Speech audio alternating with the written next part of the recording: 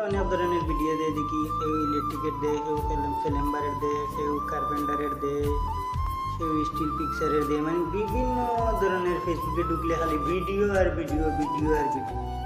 আজ পর্যন্ত একটা মানুষ দেখলাম না যে টাইসের কাজ নিয়ে ভিডিও করতে, বা এই টাইসের কাজে আসছেন, বা এই টাইসের কাজে আসলে ভালো হইব, বা টাইসের কাজ শিখিয়ে। আসলে বিদেশ যে কয়টা কাম আছে বা নিজে তাকিয়ে করতেছি, দেখতেছি, প্লাম্বারের কারণে যে কয় টাকা, টাইসের কামে এই কয় টাকা, ইলেকট্রিশিয়ানে যে কয় টাকা, টাইসের কাজে এই কয় টাকা। যে কোনো কাজ শিখিয়া, কাজ বলতেই মানে কি মনে করেন যে এইটা শিখলে বেশি, এইটা শিখলে কম। বিদেশ যদি কাজ শিখিয়ে পার্ট আছে, মানে আপনি কাজ রাখিয়া পারবেন, আপনার লাইসেন্স করতে পারবেন, টাকা পয়সা আছে, আপনার ক্ষমতা আছে যে বিদেশে আমি কাজ রাখিয়া পারতাম, যে কোনো কাজের টাকা পাইবেন। আর যদি সে আপনার নিয়ত থাকে যে না আমি তো যাই আর বিদেশ কয় টাকা আর পাইব, যার কাজ পাইব কোন বা কোনো কোম্পানির ভিতরে যাইবেন, আপনি যে কোনো একটা কাজ শিখিয়ে দেবেন।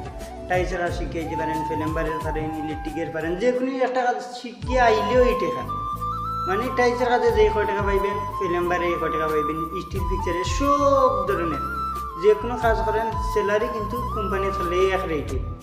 এটা মাথার থাকতে যে কোনো কাজ যেই দেশে আসে কাজ কাম শিখিয়ে আইবেন। এটাই সবচেয়ে বড় জিনিস, যে আমি টাইসের কাজ করতাম না, আমি এটা করতাম না, এটা করতাম না, এটা না। যে কোনো একটা কাজ শিখিয়ে আইলেও যে কোনো দেশে আসে, যে কোনো দেশে আসেন টাকা পাইবেন।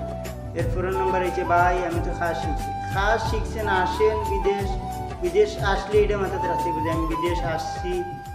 সবচেয়ে বড় জিনিস হচ্ছে বিদেশ সকালে ঘুমতে নেওয়া, ফজরের নামাজ পড়তেই বা প্রতিদিন ফজরের